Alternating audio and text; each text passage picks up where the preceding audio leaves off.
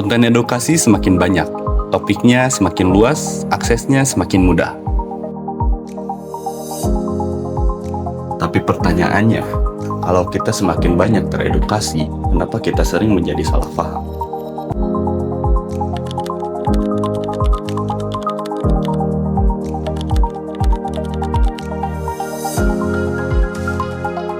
Hari ini kita sering merasa paham, padahal sekedar tahu. Satu video, satu kesimpulan.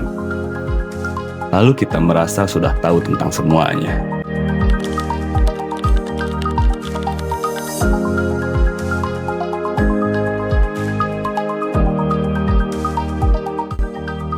Tapi masalahnya, isu sosial, kesehatan mental, ekonomi, bahkan sains tidak sesederhana itu.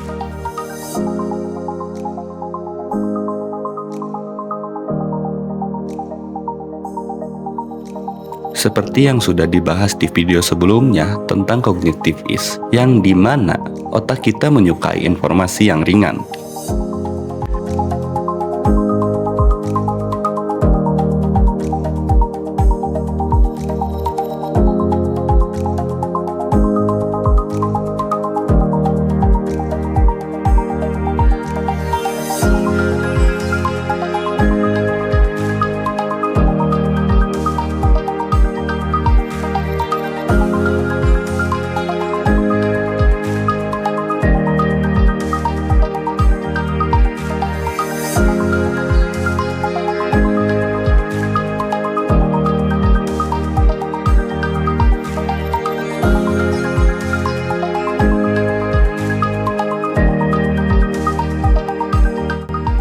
Masalah muncul saat konten edukasi terlalu disederhanakan, hingga kehilangan konteks. Yang kompleks dipotong, yang abu-abu dibuat hitam putih.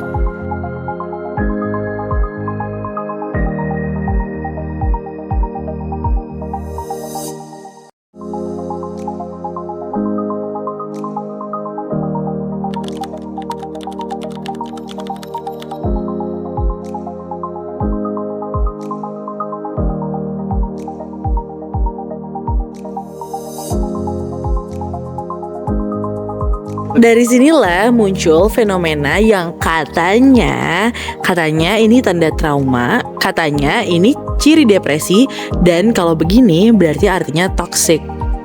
Halo teman-teman, aku Ilham Muhammad Yafal, bisa dipanggil Ilham. Usia aku 22 tahun, saat ini status saya sebagai mahasiswa. Perkenalkan, nama saya Muhammad Hamar, umur saya sekarang 22 tahun, dan saya sekarang sebagai mahasiswa.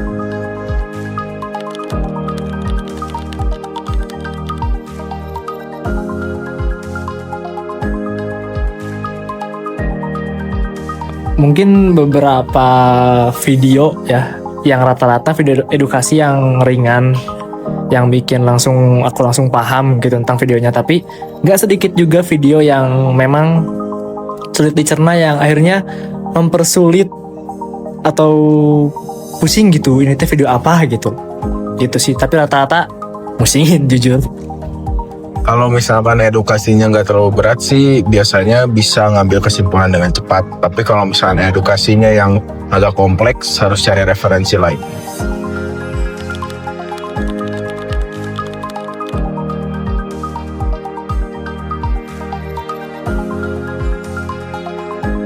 Kenapa gampang percaya? Karena mungkin dari isi videonya yang menarik ya, entah dari visual atau penyampaian dari si content creator atau informasi yang ada gitu. Makanya sebagian orang ada yang langsung percaya sama si konten tersebut. Menurutku sih karena mungkin ya, kita ini kan negara kita termasuk yang literasinya terendah di seluruh dunia. Jadinya tuh mungkin rasa ingin tahu, terus rasa buat baca tuh agak kurang. Akhirnya oknum-oknum yang ngebuat berita hoax atau edukasi yang sebenarnya nggak ada sumbernya, nggak ada datanya, jadi gampang dipercaya sama orang karena ya itu tadi.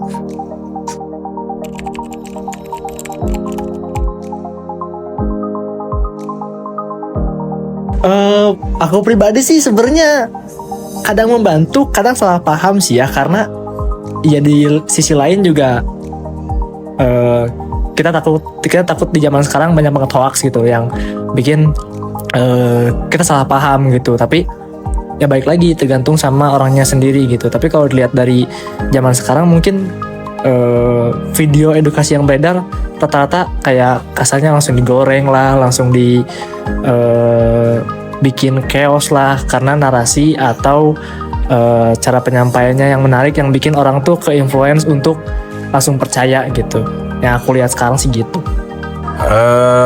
Kebanyakan sih banyaknya yang bikin salah paham karena yang dibahas itu rata-rata nggak secara mendalam atau garis besarnya aja, atau kalau misalnya kita bilang ya luarnya aja, jadi nggak benar-benar intinya apa, poinnya apa juga nggak dapet, dan kayak gitu deh. Tanpa sadar, konten edukasi berubah menjadi alat self-diagnose massal. Bukan karena audiens malas, tapi karena formatnya mendorong kesimpulan secara instan. Algoritma tidak bertanya, apakah ini benar? Karena algoritma hanya bertanya, apakah ini ditonton?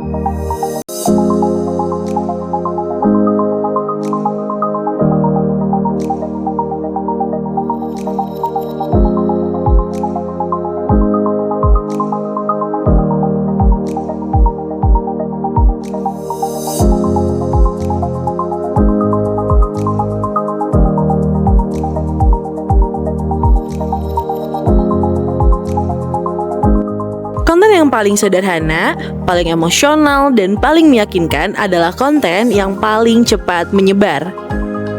Konten edukasi singkat bukan hanya untuk ditelan bulat-bulat, tapi seharusnya ia jadi pemicu, bukan kesimpulan akhir.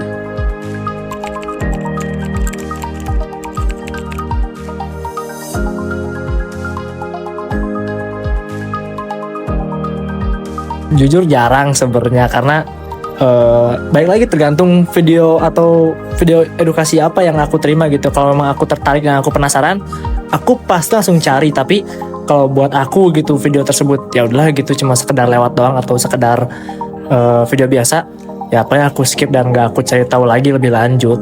Kecuali kalau emang video tersebut ternyata memang viral lah, memang digoreng lagi sama netizen yang bikin aku jadi penasaran, akhirnya aku nyari sendiri videonya gitu atau informasi videonya. Kalau misalkan yang sifatnya memang penting dan perlu untuk dipelajari, atau yang tadi aku bilang sebelumnya itu sifatnya lebih kompleks, biasanya cari referensi. Tapi kebanyakan karena mungkin juga jarang ya konten edukasi yang lewat di FYP atau di Reels, jadinya juga terbilang cukup jarang.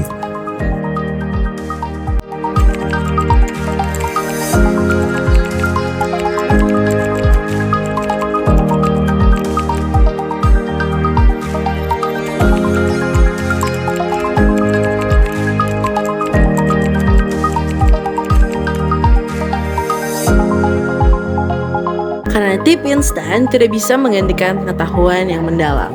Di era banjir informasi saat ini, yang paling penting bukan seberapa cepat kita tahu, tapi seberapa mau kita memeriksanya lebih lanjut.